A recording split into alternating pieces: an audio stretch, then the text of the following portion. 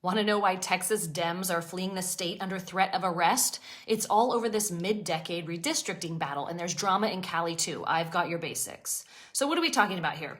Well, redistricting is simply when a state redraws the boundary lines of voting districts. It usually happens every decade after the census. That's when the government counts the population. It's done to make sure each district has about the same number of people. Legally, we would look to the Constitution and also the Reapportionment Act of 1929. That's the law that sets the rules for how seats in the House of Representatives are divided or apportioned among the 50 states. It's limited to 435 members of the House, no matter how much the U.S. population grows, which is why political parties have to get creative within this set number of seats, and so we get redistricting. It affects who represents you in Congress, your state legislature, and even sometimes local government. It influences political party control and elections. Now, if you're hearing about gerrymandering in these discussions, it wasn't named after a guy called gerrymander. It's a term named after the Governor Elbridge Gerry of Massachusetts in 1812.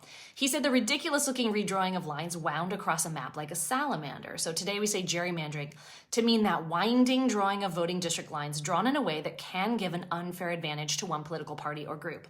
And if we really want to break this down, within gerrymandering, we use two tactics. One, cracking. That's splitting up a group of voters so they're too small to win in any district. And the second is packing. That's stuffing many of the opposing party's voters into one district so they win big there but lose everywhere else. So gerrymandering basically can mean that one party stays in power even if they don't get the most votes overall. So right now, Texas wants to redraw its congressional map, mostly because the DOJ found that 4 existing districts are racial coalition districts that need to be corrected. The Dems in the Texas House said, hey, that might give Republicans up to 5 extra House seats, and we don't want that. So let's split, bounce to another state so the House can't have a voting quorum, and we can stall this plan, leading Texas Speaker Burrows to say he'd sign arrest warrants for any Dem lawmakers on the run. What Texas is doing is essentially trying to redistrict what they believe was racially unfair past redistricting that favored Democrats. And over here in Cali, good old Governor Gavin is trying to counter-redistrict this state into the deepest shade of blue it's ever been, causing an uproar. His plan could leave California Republicans with as little as 4 of 52 districts. Now, if you're unsure about the fairness of his plan, let's look numbers.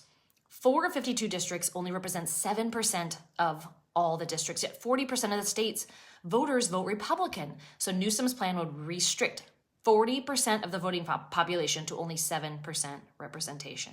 Since Kamala won't run for his seat, the governorship is up in the air, and Gavin seems unbothered by criticism of his boundless attempts to turn Cali as far left as possible on his way out the door. We have a constitutional commission that protects against these things, so it would take about $250 million public campaign and probably a whole lot of lawsuits to make this change. What do you